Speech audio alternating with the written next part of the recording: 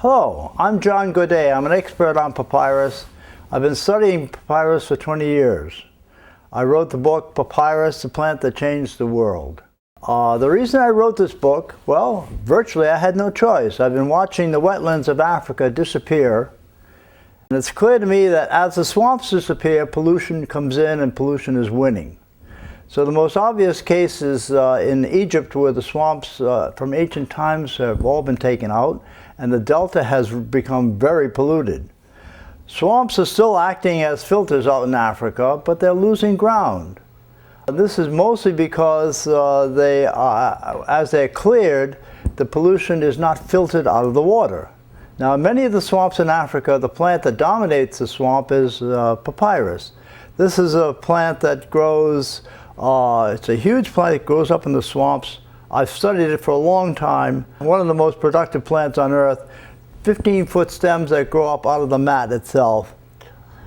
This is a very old plant. This is the same plant that people used to make papyrus paper out of in the ancient days. They made papyrus paper and they recorded everything in the way of history on these early documents were made out of papyrus paper. Papyrus in the early days in the Nile was also used to make boats, houses, miles of rope, even the basket that baby Moses was found in was made of papyrus. The first Bible was written on papyrus paper. This was made out of papyrus paper that was put into the form of books, and that's how the story begins. You have an ancient plant that is still out there today as a modern plant that is still acting as a filter in many places in Africa. And Africa's future depends on things like this. Until now, no one's made this connection between the ancient plant and the modern aspect of the plant. So when the swamps were cleared from Egypt and pollution became a big problem, that was obvious.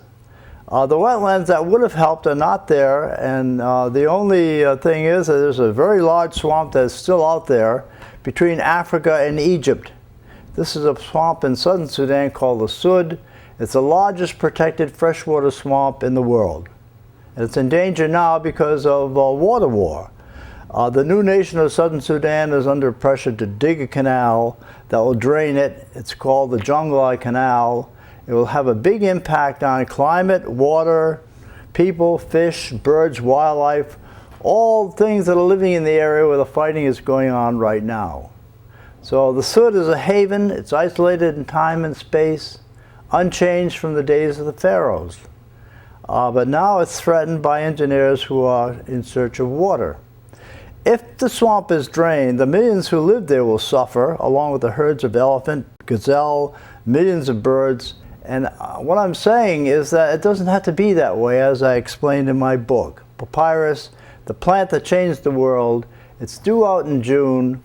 Read it and find out how all this can be avoided and how you can save the Sud.